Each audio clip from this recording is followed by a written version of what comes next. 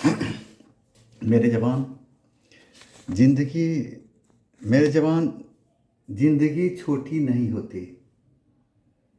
मेरे जवान जिंदगी छोटी नहीं होती। लोग देर से जीना ही शुरू करते हैं। जब तक रास्ते समझ में आते, लौटने का वक्त हो जाता है। बस इसी का नाम जिंदगी है। क्वेश्चन की जब हम बात करते हैं तो अभी मेरा चल रहा है ग्रुप डी एवं CBT 2 स्पेशल। और इसमें हम बेसिकली वही प्रश्न आ रहे हैं जो एग्ज़ाम में डायरेक्ट टकरा जाए। और एग्ज़ाम के क्रम में साइंस के प्रश्न भी डाले जा रहे हैं बृहद पैमाने पर। आप इस वीडियो को देखें ही नहीं, आप एक नोट्स मेरे साथ बनाते चले जाएं। मेरा वीडियो देख देख कर नोट्स बनाएं। ऐसा ना हो जाए कि आप मेरा वीडियो का प्रशंसा करते रह जाएं और याद ना करें और एग्ज़ाम में वही प्रश्न आ गया और आप गलत करके चले आए, तो फिर मेरे वीडियो देखने का फ़ायदा क्या हुआ। कहना चाहते हैं, प्रश्न नंबर 1 है, मानव शरीर की जैव रसायन प्रयोगशाला किसे कहा जाता है? तो ऑप्शन में है यकृत। सही आंसर है यकृत। यकृत को हम लीवर के नाम से जानते हैं। इस प्रकार यकृत मानव शरीर की सबसे बड़ी ग्रंथि है। यकृत गहरे धूसर रंग का होता है। यकृत का वजन 1.5 से 2 केजी के बीच होता है। यकृत में कफर नामक कोशिका पाया जाता है और इसका काम भोजन के साथ आने वाले विषाणु को नष्ट करना है। यकृत के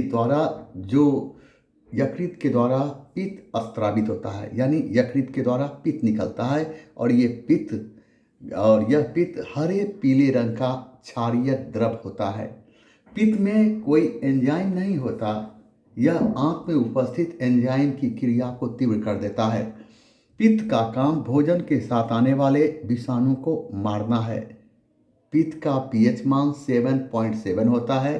किसी मनुष्य में प्रतिदिन 7 से 1000 मिलीलीटर पित्त बनता है। पित्त का काम वसा के बड़े बड़े अणु को छोटे छोटे अणु में परिवर्तित करना है। इसे वसा के पायसीकरण या इमल्सीकरण के नाम जानते हैं। आपसे प्रश्न पूछा जाएगा, यकृत शरीर की सबसे बड़ी ग्रंथि क्या है? तो यकृत को क्या कहते हैं? तो लीवर कहते हैं। पूछेगा कफर नामक कोशिका किसमें पाया जाता है? तो यकृत में। कफर नामक कोशिका का काम क्या है? तो भोजन के साथ आने वाले विषाणु को नष्ट करना। पूछेगा कि पित्त कौन स्त्रावित करता है? तो यकृत। पूछेगा पित्त का pH मान कितना होता है? तो 7.7। पूछेगा मनुष्य के शरीर में प्रतिदिन कितना पित्त बनता है? तो प्रतिदिन 700 से 1000 मिलीलीटर पित्त बनता है। पूछेगा आपको पित्त में क्या कोई एंजाइम होता है? तो पित्त में कोई एंजाइम नहीं होता। इसका काम क्या है? तो आंत में उपस्थित एंजाइम की क्रिया को तीव्र करना है। पूछेगा पित्त का काम क्या है? भोजन के साथ आने वाले विषाणु को नष्ट करना। तो पित्त का और दूसरा काम क्या है?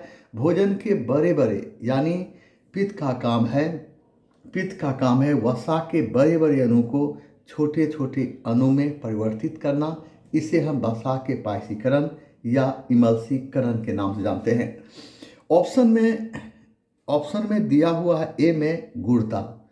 ऑप्शन ए में है गुर्दा। इसकी भी हम व्याख्या करने जा रहे हैं। गुर्दा को इंग्लिश में हम किडनी कहते हैं। गुर्दा को ही हम वृक्क के नाम जानते हैं। इस प्रकार विज्ञान के जिस शाखा के अंतर्गत वृक्क का अध्ययन किया जाता है उसे हम नेफ्रोलॉजी के नाम जानते हैं। जो व्यक्ति वृक्क का अध्ययन करता है उसे हम नेफ्रोलॉजिस्ट के नाम से जानते हैं। वृक्क का काम रक्त को छानना है। इस प्रकार वृक्क प्रतिदिन 1500 मिलीलीटर रक्त को छानता है। वृक्क में ही मूत्र का निर्माण होता है। इस प्रकार वृक्क प्रतिदिन मानव शरीर में 1.5 से 2 लीटर के बीच मूत्र का निर्माण करता है। मूत्र का रंग पीला होता है। तो मूत्र का रंग पीला इसलिए होता है क्योंकि मूत्र में यूरोक्रोम पाया जाता है। तो अब प्रश्न उभरता है, यूरोक्रोम का निर्माण कैसे होता है? तो यूरोक्रोम का निर्माण होता है हीमोग्लोबिन के विखंडन से। अब यहाँ पर प्रश्न यह है कि मूत्र में गंध पाया जाता है। तो मूत्र में गंध इसलिए पाया जाता है क्योंकि मूत्र में अमोनिया पाया जाता है। मूत्र का पीएच मान 6 है। आपसे प्रश्न पूछा जाएगा, किडनी को किस नाम जानते हैं? किडनी को गुर्दा या वृक्क के नाम जानते हैं। पूछेगा, विज्ञान के जिस शाखा के अंतर्गत वृक्क का अध्ययन करते हैं उसे किस नाम जानते हैं? तो नेफ्रोलॉजी के नाम जानते हैं।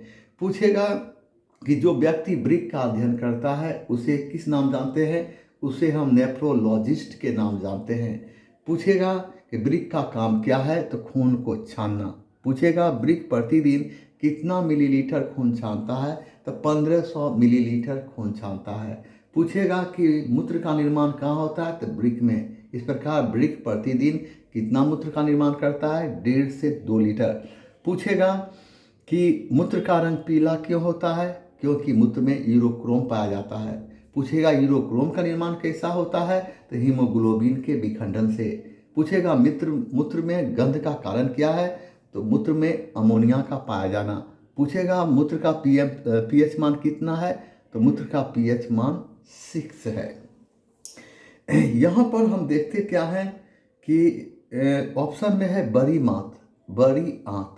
याद रखना है, अनपचा भोजन बड़ी आंत में आता है। इस प्रकार अनपचा भोजन और आमाशय के द्वारा शरीर से और अनपचा भोजन बड़ी आंत में आता है। इस प्रकार अनपचा भोजन मलाशय के द्वारा शरीर से बाहर निकलता है, इसे हम बहिष्करण कहते हैं। इस प्रकार बड़ी आंत अनपचे भोजन का केंद्र होता है। छोटी आंत, तो छोटी आंत में ही भोजन के पाचन की प्रक्रिया होती है। इस प्रकार भोजन पचने के बाद खून में मिलता है, तो भोजन की भोजन पचने के बाद जब खून में मिलता है, इस क्रिया को हम अवशोषण कहते हैं। इस प्रकार अवशोषण की क्रिया छोटी आंत से शुरू होती है। छोटी आंत की लंबाई मानी जाती है 7.5 मीटर, तो वहीं बड़ी आंत की लंबाई मानी जाती है 1.5 मीटर। यहाँ पर ध्यान देने योग्य बात यह है, शाकाहारी जंतु की अपेक्षा मांसाहारी जंतु की आंत की लंबाई कम होती है। यहाँ पर हम आगे की ओर जा रहे हैं। आगे की ओर हम ये देखते हैं कि प्रश्न क्या है। तो प्रश्न है कि जल में पाए जाने वाले प्रदूषकों में छोटी मात्रा रोग होता है, किसके कारण होता है? तो छोटी मात्रा रोग होती है मिथाइल मरकरी के कारण। छोटी मात्रा रोग का लक्षण क्या है? इससे हाथ, पैर और मांसपेशियों में कमजोरी आ जाती है। छोटी मात्रा रोग की उत्पत्ति सर्वप्रथम कब हुई थी? तो 1953 में। कहाँ से? तो जापान में। अब आगे का प्रश्न यह है कि पौधों में, आगे का प्रश्न है, पौधों में स्रावित होने वाला वह हार्मोन जिसके कारण उसका तना सूरज की रोशनी की ओर झुकता है, क्या कहलाता है? तो ऑक्सिन कहलाता है। ऑक्सिन कहलाता है। तो हम देखते हैं कि पौधों में कई तरह के हार्मोन्स पाए जाते हैं। तो ऐसे हार्मोन्स में जिबरेलिन नामक हार्मोन्स का नाम सुना होगा। जिबरेलिन नामक हार्मोन्स का काम क्या है? तो पेड़ पौधों में पुष्प को लाना, यानी पेड़ पौधों में पुष्प निकलना जिस हार्मोन्स के कारण होता है उसका नाम है जिबरेलिन। अब है हार्मोन्स में एक होता है साइटोकाइनिन। ये साइटोकाइनिन का काम है कोशिका का विभाजन करना एवं उसका विकास करना। आगे का प्रश्न में जब हम आते हैं तो आगे का प्रश्न है, बालों की सेटिंग के लिए ब्यूटी पार्लर में निम्नलिखित में से किस रसायन का प्रयोग किया जाता है? तो बालों की सेटिंग के लिए ब्यूटी पार्लर में जिस रसायन का प्रयोग किया जाता है उसका नाम है सल्फर। उसका नाम है सल्फर। इस प्रकार सल्फर एक ऐसा रसायन है कि बाल के जिस भाग में लगा देंगे और जिस तरह का बाल चाहेंगे उस तरह से बाल मुड़ जाता है। इसलिए ब्यूटी पार्लर में बालों की सेटिंग में जिस रसायन का प्रयोग किया जाता है उसका नाम है सल्फर। मेरे जवान, छोटा छोटा सा वीडियो बना रहे हैं, धीरे धीरे इसे बड़ा करेंगे। अपना कमेंट, अपना विचार ईमानदारी के साथ ज़रूर दें। हम आपके कमेंट को पढ़ते हैं। जब आपका कमेंट आता है तो हमें बहुत अच्छा लगता है। आज की मुलाकात बस इतनी, फिर मिलते हैं कल। सब खैर।